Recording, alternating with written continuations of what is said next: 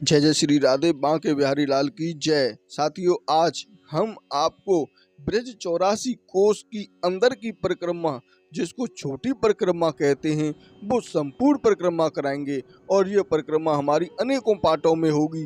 जिस प्रकार से हमारी पहली परिक्रमा बड़ी 84 कोस की परिक्रमा 30 पार्टों में बनकर तैयार हुई है, जिसमें हमने ब्रज के कण कण और एक एक स्थान के बारे में आपको दिखाया है, रास्ता दिखाए हैं। इसी प्रकार से छोटी परिक्रमा को भी हम आपको संपूर्ण रूप से दिखाएंगे। तो आप हमारे साथ हमारे चैनल को, या अगर पहली बार आप आए हैं तो अभी सब्सक्राइब कर लें, और अगर आप पहले से जुड़े हैं तो लाइक शेयर कमेंट जरूर करें और इस छोटी परिक्रमा का संपूर्ण आनंद लें। तो साथियों, ये जो आप स्थान देख रहे हैं, ये हैं मथुरा के 24 घाट। और 24 घाटों में एक घाट है जो बिल्कुल बीचों बीच में है, जिसका नाम है विश्राम घाट। तो साथियों, हम चलते हैं पहले विश्राम घाट पर। ये बंगाली घाट, ध्रुव घाट, सूरज घाट और स्वामी घाट, अनेकों घाट हमारे यहाँ पर बने हुए हैं। अब यहीं से ब्रज 84 कोस की छोटी यात्रा को प्रारंभ किया जाता है। यहाँ पर सबसे पहले यमुना जी में स्नान किया जाता है। यमुना जी से अनुमति ली जाती है कि हम 84 कोस की यात्रा के लिए जा रहे हैं, हमारी यात्रा को माँ सफल करें। फिर विश्राम घाट पर जाकर वहाँ पर थोड़ा इंतजार करते हैं, थोड़ा सा अपने को विश्राम करते हैं कि अब हम इस यात्रा को करने के लिए तैयार हो रहे हैं। उसके बाद द्वारकाधीश मंदिर में दर्शन करने के लिए जाते हैं। तो इस वीडियो में हम आपको लेके चलेंगे विश्राम घाट से जय गुरुदेव मंदिर तक। और इसकी जो हमारा जो रास्ता होगा जय गुरुदेव मंदिर तक पहुंचने का, वो यहाँ से विश्राम घाट से हम पहुंचेंगे होली गेट, और होली गेट से हम पहुंचेंगे भरतपुर गेट पहुंचेंगे, और भरतपुर गेट से हम पहुंचेंगे डी गेट, और डी गेट से पहुंचेंगे हम श्री कृष्ण जन्मभूमि, और श्री कृष्ण जन्मभूमि से हम पहुंचेंगे पोतरा कुंड, और पोतरा कुंड से श्री कृष्ण जन्मभूमि लिंक रोड से होकर हम पहुंच जाएंगे अटल चौक, जिसको गोवर्धन चौराहे के नाम से जानते हैं। उसके बाद हम पहुंचेंगे महाराणा प्रताप चौक, जिसको मंडी चौराहे के नाम से जानते हैं। उसके बाद हम पहुंच जाएंगे जय गुरुदेव मंदिर पर, और जय गुरुदेव मंदिर से लोग मधुबन के लिए जाते हैं। वहीं से बड़ी परिक्रमा और छोटी परिक्रमा का फैसला होता है। तो कहाँ और कैसे उस यात्रा को लोग करते हैं, उसकी संपूर्ण जानकारी आज हम आपको देंगे।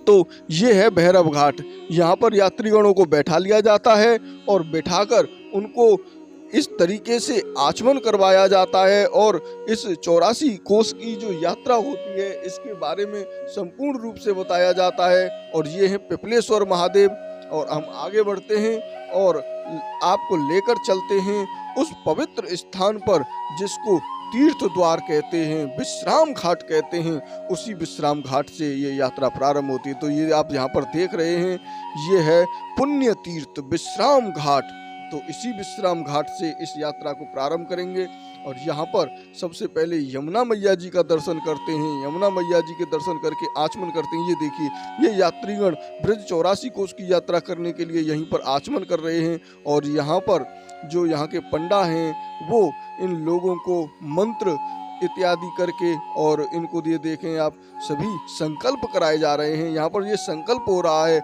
यात्रा करने का जब संकल्प करेंगे तो आगे बढ़ेंगे। तो यहाँ की जो विशेष जानकारी है, वो यहाँ के जो मुख्य, यहाँ के जो देखभाल करते हैं और यहाँ के जो सेवायत हैं, यहाँ के जो पंडे हैं, उनसे आपको यहाँ की संपूर्ण जानकारी अवगत कराते हैं। तो आप इस वीडियो को अंत तक देखें, क्योंकि अभी हम पहले आपको यहाँ पर बात करवाएंगे, और उसके बाद यहाँ से विश्राम घाट से लेकर चलेंगे आपको जय गुरुदेव मंदिर तक।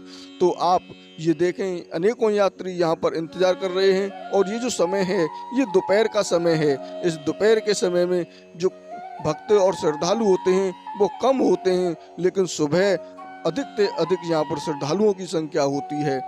और वैसे भी जो अभी समय है वो दोपहर का समय है। दोपहर के समय में मंदिर के द्वार जो होते हैं, दर्शन बंद होते हैं, कोई भी श्रद्धालु अभी दर्शन नहीं कर सकता है। तो इसीलिए यहाँ पर जो भक्तों का सैलाब है वो अत्यधिक कम दिखाई दे रहा है। नहीं तो यहाँ पर पैर रखने की भी जगह नहीं होती है। इस तरीके से इस विश्राम घाट पर अनेकों श्रद्धालु होते हैं। ये देखिए, अभी यहाँ पर मंदिर के जो दर्शन हैं वो अभी बंद हैं, और यहाँ पर हो रही है इन मंदिरों की संपूर्ण रूप से सफाई कर रहे हैं। और अब हम आपको कराते हैं यहाँ के जो सेवायत हैं उनसे इस ब्रज 84 कोस की महत्वपूर्ण वार्ता। तो आप संपूर्ण यात्रा को करें और पूरी करें, बीच में छोड़कर न जाएं, बीच में छोड़ना अपराध होता है। तो अब हम आपको देते हैं विशेष जानकारी यहाँ के सेवायत।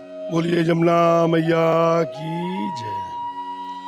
मैं आनंद चतुर्वेदी, बादाम छाप, तीर्थ पुरोहित, विश्राम घाट, मथुरा। ऐसा था आतकालीन से ब्रज 84 को यात्रा है, क्योंकि ये नई यात्रा नहीं है, ये पुरानित यात्रा है और आतकालीन यात्रा। जैसे सबसे बड़े मंत्र हुए थे बल्लभाचार्य जी, उनके सेवक हुए थे गोसाई जी बालक। उन्होंने फिर 84 कोस की यात्रा का पीला उठाया था। उन्होंने जगह जगह पर पंडाल स्थल घोषणा की थी। जैसे आता है सबसे पहले मधवन, मधवन के बाद में आता है तालवन, कमोदवन, बेलावन। ये सब फिर 84 कोस की जो स्थापना की हमारे सब प्रथम बल्लभाचार्य जी। उसके बाद उनके सेवक हुए थे गोसाई जी। जो गोसाई जी हैं जो पुष्टि मार्ग से जुड़े हुए हैं, उनकी जो सेवक हैं ये सब गुजरात से हो। गुजरात के जो लोग हैं, कोई गुजरात है, महाराष्ट्र है, सौराष्ट्र है, बम्बई है, अहमदाबाद है, और ये सारे गुजरात के समाज के लोगों के गोसाई की ये गद्दी है। उसके बाद ऐसा था गोसाई जी ने यात्रा की थी। यात्रा ऐसे की थी, गोसाई जी ने 3 बार यात्रा की। 3 बार यात्रा गोसाई जी ने क्यों की थी, इसका भी रहस्य। उसका क्या रहस्य है गोसाई जी की यात्रा का?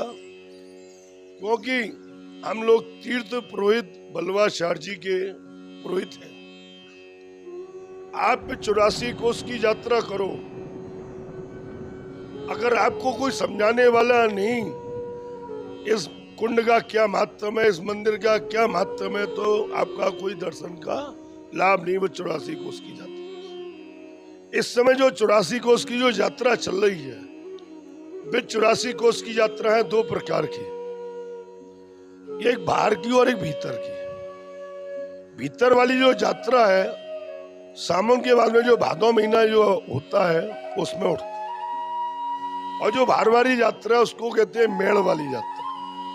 उसको मेड़ वाली यात्रा जो लगाते हैं एमपी के जो लोग हैं, एमपी है, महाराष्ट्र है, सागर है, कानपुर है, औरैया, इटावा वाले, ये सब लोग भारी भार डोलेंगे, अंदर कोई दर्शन करेगा।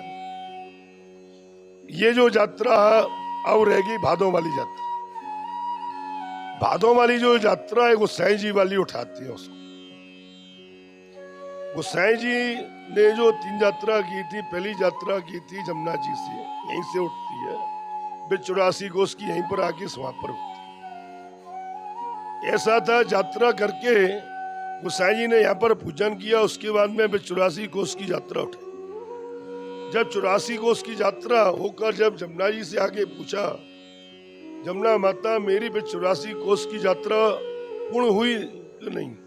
जमुना माता ने सपना दिया, उन्होंने कही नहीं हुई, क्योंकि वे गोसाई जी थे, वे तो अपने आप परम सिद्ध थे, उनको कोई पंडा कोई पुरोहित की कोई जरूरत नहीं थी उस समय। कोई बात नहीं, फिर दोबारा की थी गोसाई जी ने। फिर जमुना जी ने पूछा, फिर भी जमुना जी से नहीं। फिर आगे पूछा, तीसरी बार जो यात्रा की थी, क्यों? आज फिर जमुना जी से पूछा, भाई मैंने 2 यात्रा की थी, पूर्ण क्यों नहीं हुई? भाई पूर्ण इस मारे नहीं हुई, तेरे मेरे पुत्र को अपने साथ में लेके नहीं गया। तीर्थ पुरोहितों को, उद्दू उजागर वंशज के 2 पुरोहित थे। कौन कौन थे? उनका नाम उद्दू और उजागर। उद्दू कौन थे? ककोर और मिहारी, ये वंशज हैं। हम मिहारियों में से हैं, एक वंशज अम्मी है उन्होंने से। तथा जो उद्दू उजागर के वंशज थे, ककोर और मिहारी, उन्होंने परमार में से पुरखे जो थे हमारे, उन्होंने वो यात्रा कराई। जब यात्रा कराई थी, जैसे पहले मैंने आपसे बताया था, मधवन का महात्म बताया था, ध्रुव जी का तपस्या की थी। उसके बाद में आता है कमोदवन, मेलावन, संतर कुंड, ये पर 84 कोस। धीरे धीरे जब आए 84 कोस पर, जब समापन की यात्रा हुई, यहाँ पर बलवाचार्य जी की सबसे प्रथम बैठक, हमारी प्रथम बैठक की मुखिया जी है, उनका नाम बसंत लाल जी है। वे 84 कोस की यात्रा की प्रथम बैठक के अध्यक्ष, यहीं पर समापन होती है वे 84 कोस की। जब आके जब जमुना जी से पूछा गोसाई जी ने, हाँ भाई जमुना माता बहन, अब तो मेरी यात्रा पूर्ण हुई, क्योंकि अब तो मैं तेरा पुत्र लेके गया हूं। तो जमुना जी ने सपना दिया, हाँ भाई अब मेरी आत्मा भी पूर्ण हुई और तेरी यात्रा पूर्ण हुई। हाँ जी, 3 बार जिस समय जजमान से हम पूछते हैं तीर्थ पुरोहित क्या पूछते हैं, 3 बार उसकी सफल ठोकते हैं, पूरन पूरन पूरन जी, क्योंकि हमारा तीर्थ पुरोहितों का कार्य है। अब इस समय तीर्थ पुरोहितों को कोई नहीं पूछता है, क्योंकि फोन का जमाना है। पहले आप लोग तीर्थ पुरोहितों पर, हम लोगों पर आप देखेंगे भाई खाते हैं, हर जगह के तीर्थ पुरोहितों में भाई खाते मिलते हैं। क्योंकि वो भाई खाते क्यों रखते थे हम लोग, क्योंकि आपके दादा दादी थे, उनके नाम, उनके परदादे के नाम, अब आजकल की सिली में कोई उनको नहीं पूछता है। इस मारे हमारे भाई खाते सब बंद पड़े हुए, क्योंकि भाई खाते को लेके आओ कोई पूछता नहीं। इस समय मोबाइल का जमाना है भैया। पहले जिनमान आते थे, वो अपने जिनमान को, पंडों को पूछते थे जिले से। कैसे हम पूछते हैं, भाई आप कहाँ के रहने वाले हो, उससे हमको पता पड़ता है भैया ये फलाने का जिनमान है और फलाने यहाँ का रहने वाला है। हम लोगों की जो जिनमानी है, जैसे बटे हुए, जैसे खेती बटी होती है घरों में, एक भाई का दूसरे भाई का, भाई ये तेरा मकान है, ये तेरा मकान है, इससे हम लोगों की खेती बटी हुई। क्योंकि आजकल जो जिस्मानी बटी हुई है सब जगह, तीर्थ पुरोहित असली तो जो घाट पर है, अब तीर्थ पुरोहितों की आड़ों में लपके चल रही हैं। हर चौराहे पे आप देखो, हर चौराहे पर आप देखेंगे वे तीर्थ पुरोहित नहीं है। तीर्थ पुरोहित जो असली है, उनसे पूछना, आप तीर्थ पुरोहित हैं, आप पंडे हैं, आपको मैं 11,000 रुपये दूंगा। मैं चैलेंज देता हूं, जितने भी ये भाट जो गाइडगिरी कर रहे हैं, कोई भी अगर ये दिखला दे भाई खाते कोई जिले के, वो मेरे यहाँ से 11,000 रुपये ले जाए, खुला चैलेंज है। मेरा नाम बदाम चतुर्वेदी है, विश्रामघाट पे रहता हूँ। हर तरह पर अगर आप देखेंगे, अगर अपना चैनल से देखो, सर्वे करो, अब इस समय क्या चल रहा है आप देखो, हर जगह पार्किंग की आड़ में खड़े हुए हैं 5 लड़के, ना उसके पास चंदन है, ना सिकर है, ना जने हुए, और वो तीर्थ पुरोहित है, वो पंडा है। आजकल जिनमान को भी उसकी भी सच्चाई है, असली अपने पंडा के पास नहीं जाएगा। वो जो मेरा पंडा है, जो मेरे बाप दादों का पंडा है, उसके पास नहीं जाएगा, वो उससे राजी है, जो 420 वाले से। तो साथियों, ये यात्रा हमने कर दिया प्रारंभ, और हम पहले चलते हैं द्वारकाधीश मंदिर के लिए। और ये जो आप बगल में देख रहे हैं, ये हो रही है आरती। यमुना जी की जो आरती होती है वो इसी विश्राम घाट पर होती है, और बहुत ही अद्भुत आरती होती है। तो आप यहाँ पर कर रहे हैं इस आरती के दर्शन, जो शाम के समय में होती है। अब हम आपको लेके चलते हैं द्वारकाधीश जी के मंदिर में, और कराते हैं वहाँ के आपको बहुत ही अद्भुत दर्शन। तो साथियों ये जो आप सामने बड़ी बिल्डिंग देख रहे हैं यही द्वारकाधीश जी का बहुत बड़ा मंदिर है और ये इसका इतना बड़ा प्रांगण है कि जिसका कुछ कहा नहीं जा सकता। यहाँ पर हजारों की संख्या में श्रद्धालु आते हैं और रोजाना आते हैं द्वारकाधीश जी के दर्शन करने के लिए और मथुरा के ब्रजवासीगण यहाँ पर आते हैं और इन दर्शनों का लाभ लेते हैं। तो साथियों अभी हम यहाँ पर आ चुके हैं, लेकिन जो मंदिर का मुख्य द्वार है ये देखें आप, द्वार अभी बंद है, दर्शन अभी बंद है, लेकिन आप यहाँ पर फोटो के माध्यम से द्वारकाधीश जी के मंदिर के दर्शन कर सकते हैं। और ये देखें ये द्वारकाधीश जी की आरती हो रही है, कितना अद्भुत दृश्य, कितनी अद्भुत आपको ये हम आपको यहाँ पर दर्शन करा रहे हैं। अब हम यहाँ से चलते हैं वापस और पहुँचते हैं जय गुरुदेव मंदिर। तो एक यहाँ की बहुत ही महत्वपूर्ण कथा और है इसी विश्राम घाट की, उस कथा को हम आपको जरूर सुनाएंगे क्योंकि वो जो कथा है वो बहुत ही महत्वपूर्ण है, यम द्वितीया व्रत की कथा है। लेकिन उससे पहले हम आपको पुरुषोत्तम अधिक मास के बारे में थोड़ा सा और बताना चाहते हैं। जिस महीने में सूर्य संक्रांति नहीं होती है उसे हम अधिक मास, मल मास और पुरुषोत्तम मास कहते हैं। अधिक मास 32 साल, जो 32 साल नहीं 32 मास और 16 दिन का एक 4 घड़ी के अंदर से आता है। अधिक मास में फल प्राप्ति की कामना के लिए किए जाने वाले सभी कार्य वर्जित होते हैं। यह व्रत मनुष्यों के समस्त पापों का नाश कर देता है और इसी महीने में दान पुण्य करने का जो फल होता है वो अच्छा फल प्राप्त होता है। यदि दान पुण्य न किया जा सके तो संतों और ब्राह्मणों की सेवा सर्वोत्तम मानी गई है। दान पुण्य करने से धन कम नहीं होता है अपितु उसमें वृद्धि बहुत ज्यादा होती है और अधिक मास में किया गया दान अत्यंत फलकारी होता है। इस व्रत में जो नित्य कर्मों से निवृत्त होकर श्री विष्णु जी के सहस्त्र साहू सूर्य स्वरूप का विधिवत पूजा करते हैं। घी, गुड़ और आटे के बने हुए पुओं से कांसे के बर्तन में रखकर सहस्त्र साहू के निमित्त दान करते हैं। इससे धन धान्य और पुत्रादि में बहुत ही बड़ी वृद्धि होती है। प्राचीन काल में राजा नरसिंह इंद्र पद प्राप्त करने के लिए बहुत ज़्यादा व्याकुल हुए कि मुझे इंद्र का पद प्राप्त करना है और ये जो राजा नरसिंह थे ये पालकी में बैठकर और इन्होंने क्या किया कि जो सप्तऋषि थे सप्त ऋषियों से उस पालकी को उठवाया।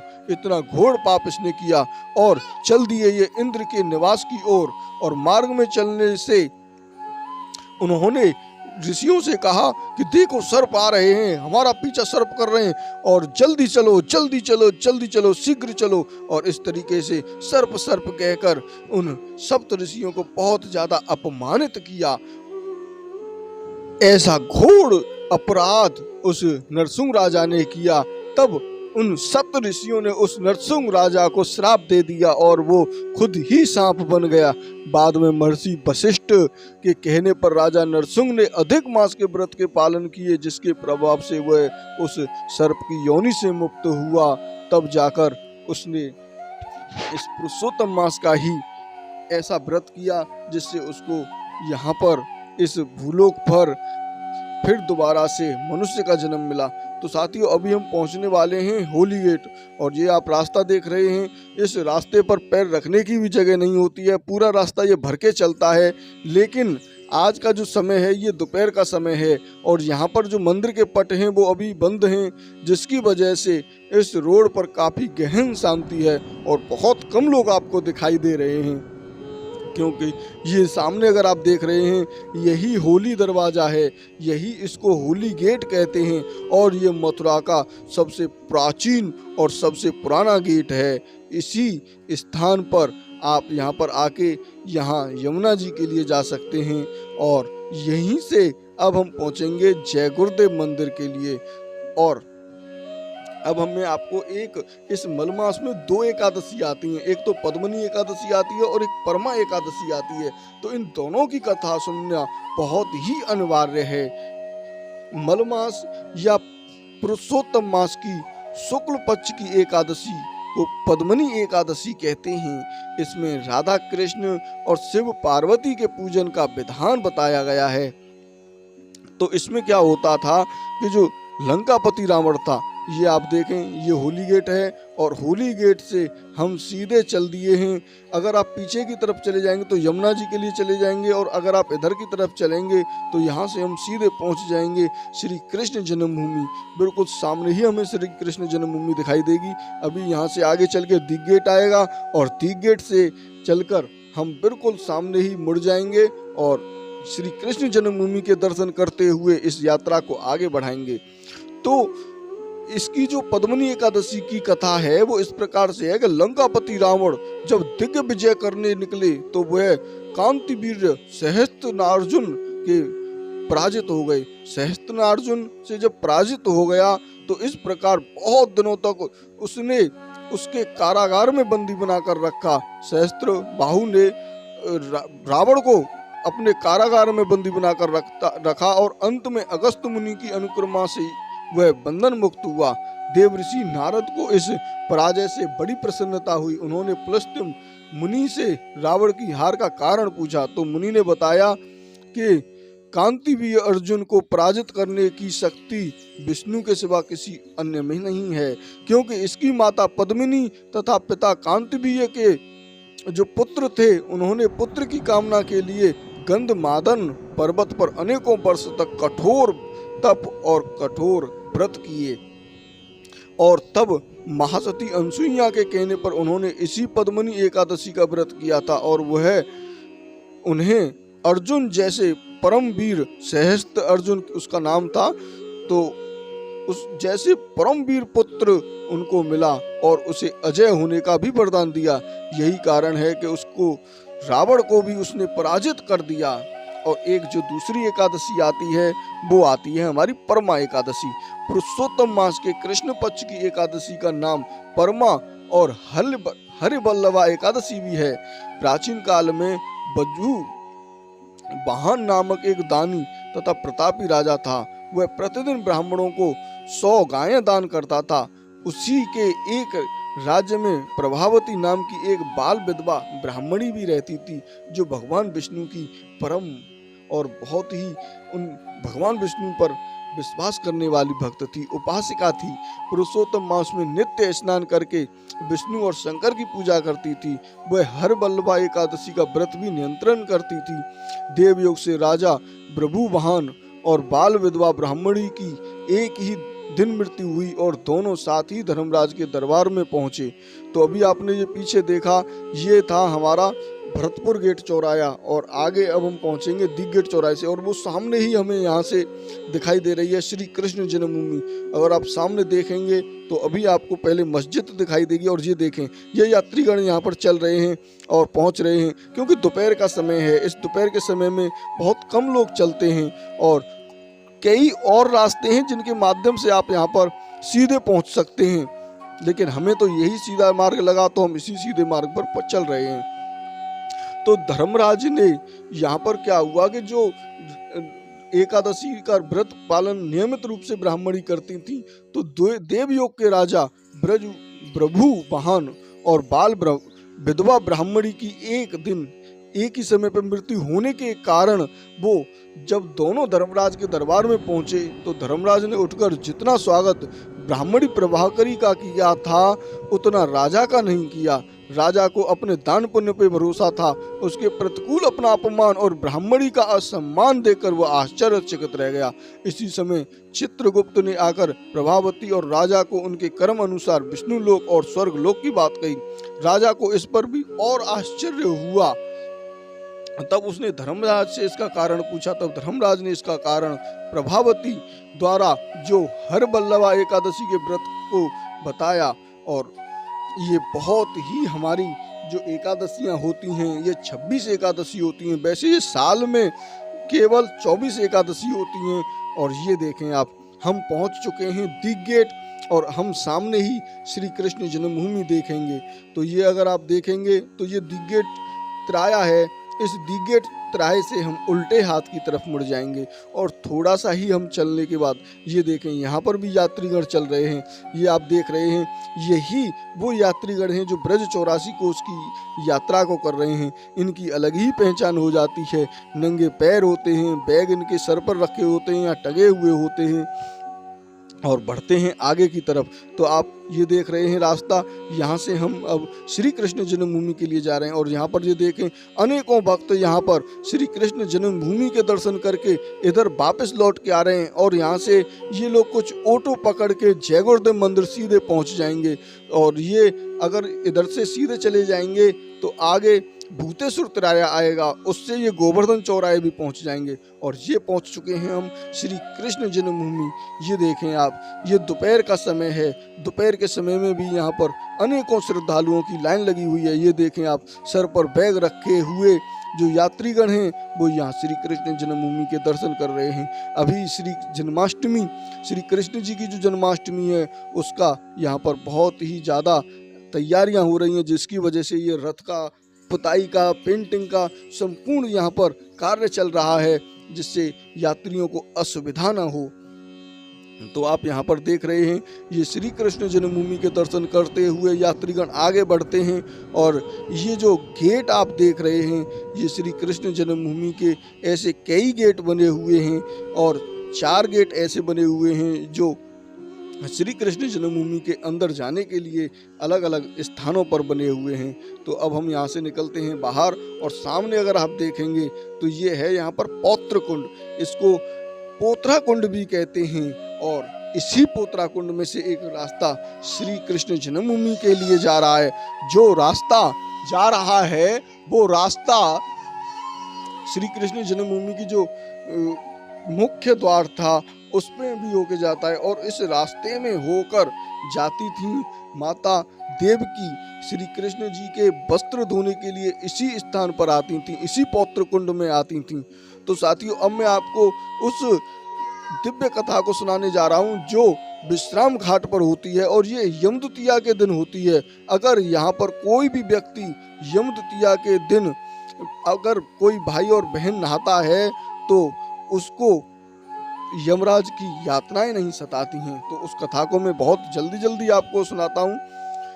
एक समय की बात है, श्री नारद जी भ्रमण करते करते हुए जगत पिता श्री ब्रह्मा जी के पास पहुंचे और कहने लगे कि हे भगवान, जिस व्रत के करने से मनुष्य दुख को प्राप्त नहीं होते हैं, कृपया उसे मुझे आप बताकर कृपा करें।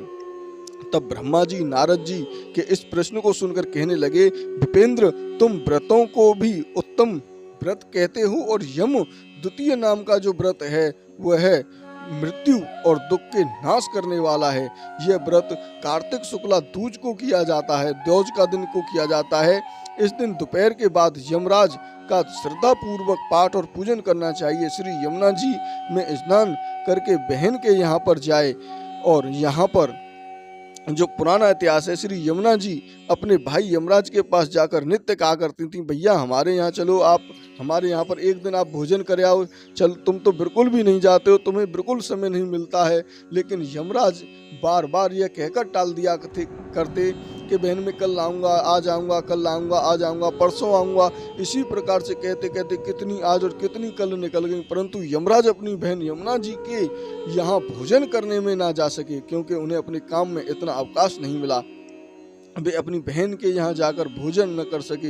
यमुना जी ने सोचा कि भैया नित्य ये कल परसों करते रहते हैं, आज मैं इनको साथ में लेकर जाऊंगी।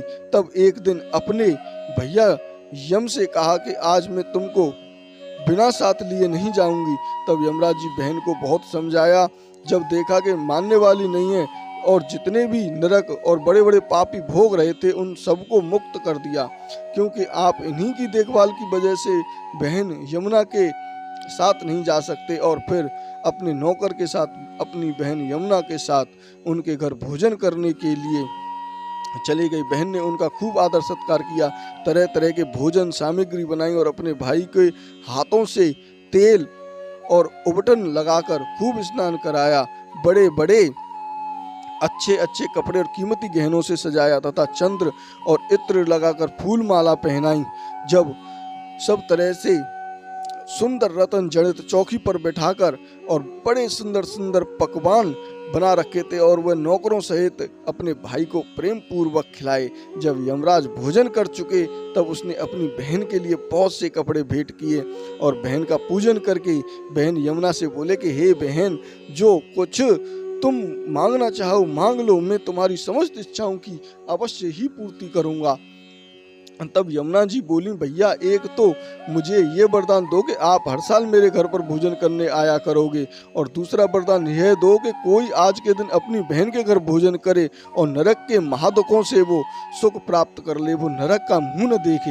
यह सुनकर यमराज बोले, बहन जो कोई आज के दिन यानी कार्तिक सुदी दूज को यमुना में स्नान करके और देवता पितृेश्वर को जल और नहवाएगा और अपनी बड़ी बहन या छोटी बहन के घर भोजन करके उसे यथाशक्ति दिव्य देता है, तो वो मनुष्य मेरे दरवाजे को भी न देख सकेंगे। जो मनुष्य काशीपुरी में यमतीर्थ नामक स्नान पर स्नान करके दोपहर के पीछे सूर्य के सामने मुंह करके आसन पर बैठकर मौन पूर्वक यम नित्यां पितृ राज धर्मराज वैवत्सुत और नामों को यम द्वितीया के दिन कर लेगा, उसको स्वप्न में भी यमलोक के दर्शन नहीं होंगे।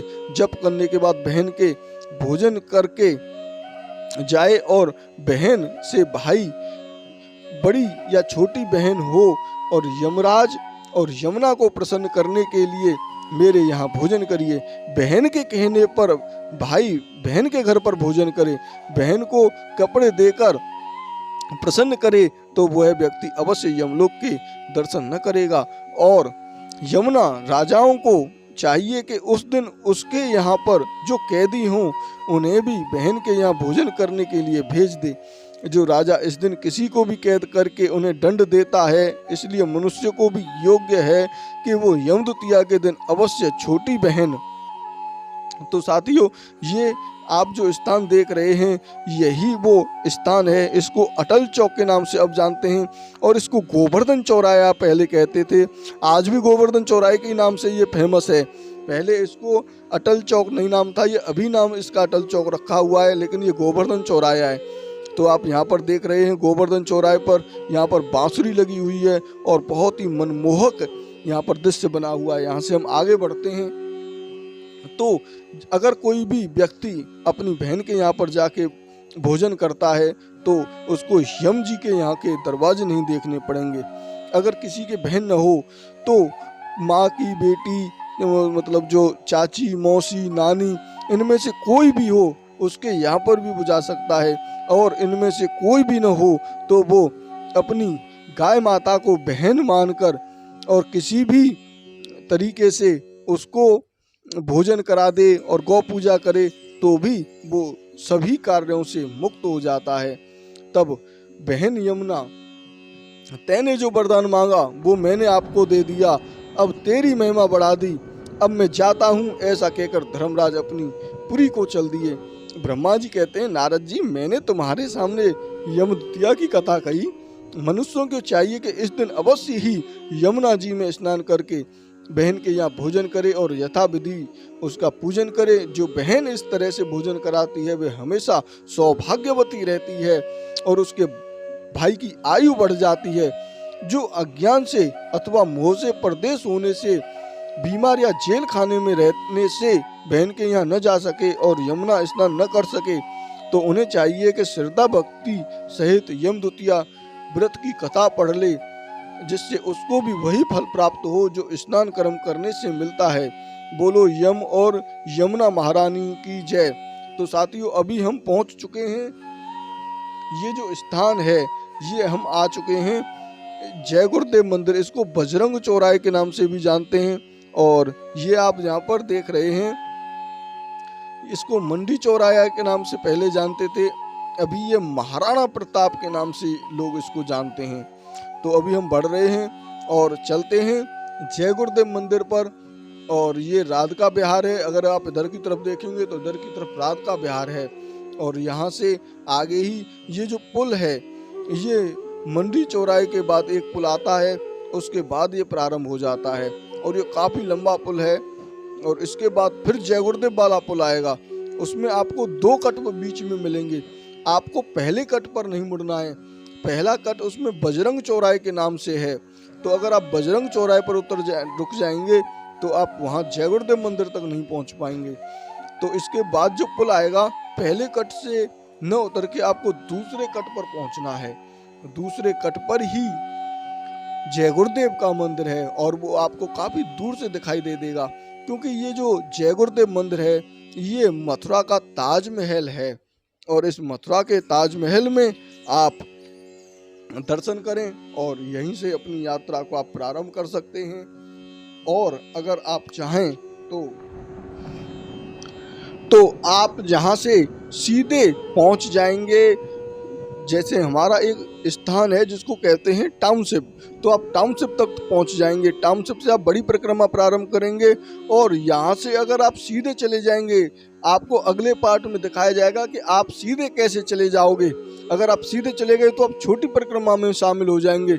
अगर इस रोड से आप इसी हाईवे पर दोबारा से चलते हैं और वहां से टाउनशिप पहुंचते हैं तो आप बड़ी परिक्रमा में शामिल हो जाएंगे। यहीं से दोनों परिक्रमाओं का फैसला हो जाता है कि आपको बड़ी परिक्रमा करनी है या छोटी परिक्रमा करनी है। जय गुरुदेव से सीधे लोग चले जाते हैं, मधुबन टीले पर दर्शन करते हैं और वहां पर मधुबन जी का बहुत ही अद्भुत दर्शन है। उनको करते हुए वो लोग वापस लौट कर नहीं आते हैं और सीधे चले जाते हैं, तो वो लोग छोटी परिक्रमा को कर लेते हैं। बहुत लोग अज्ञान में ही इस छोटी परिक्रमा को ही करके फिर आगे बड़ी परिक्रमा में मिल जाते हैं, जिससे ना तो उनकी वो छोटी परिक्रमा पूरी हो पाती है और ना ही बड़ी परिक्रमा पूरी होती है। तो अगर आपको बड़ी परिक्रमा करना है तो आप सीधे चले जाएं। इसी हाईवे से टाउनशिप नाम का एक स्थान है, उस स्थान से गोपालपुरा से ही ये परिक्रमा प्रारंभ होती है। तो साथियों, ये जो आप देख रहे हैं स्थान, ये बजरंग चौराया है और इस बजरंग चौराहे पर आपको नहीं रुकना है। इससे आगे वाला कट आएगा। ये पुल काफ़ी बड़ा पुल है, काफ़ी लंबा पुल है। इसी पुल के नीचे दूसरा जो मार्ग है, उसी मार्ग से होकर हमको श्री जय गुरुदेव मंदिर के लिए प्रस्थान करना है। तो जय गुरुदेव मंदिर पर भी आप दर्शन कर सकते हैं। उसके बाद आपको मधुबन बिहारी जी के दर्शन जरूर करने हैं, ध्रुव जी के दर्शन करने हैं और ध्रुव जी के दर्शन करने के बाद आप अपनी यात्रा को प्रारंभ कर सकते हैं। तो आप मधुबन में जब दर्शन करेंगे तो वहीं से आप कोई भी मार्ग चुन सकते हैं। तो आपने ये वीडियो हमारा अंत तक देखा, उसके लिए बहुत बहुत धन्यवाद। बांके बिहारी लाल की जय। और आप इस वीडियो को ज़्यादा से ज़्यादा लोगों के पास शेयर करें कि इस प्रकार के जो वीडियो हैं वो केवल संपूर्ण ब्रज दर्शन ही आपको करा पा रहा है। ये देखें, ये जय गुरुदेव मंदिर है। यहाँ पर अनेकों यात्री बैठे हुए हैं आगे जाने के लिए जो बड़ी परिक्रमा करेंगे, और इसी के बराबर में होकर अगर हम चलते हैं तो हम पहुँच जाते हैं जय गुरुदेव मंदिर पर। और यहाँ से सीधे अगर चले जाते हैं तो बड़ी परिक्रमा के लिए रास्ता है टाउनशिप से होकर। तो अभी हम चलते हैं थोड़ा सा आगे और बाइक में भरवा के लाते हैं पेट्रोल, क्योंकि यहाँ पर जो बारिश हो रही है और इस बारिश में भी यात्रा चल रही है। तो राधे राधे, बांके बिहारी लाल की जय।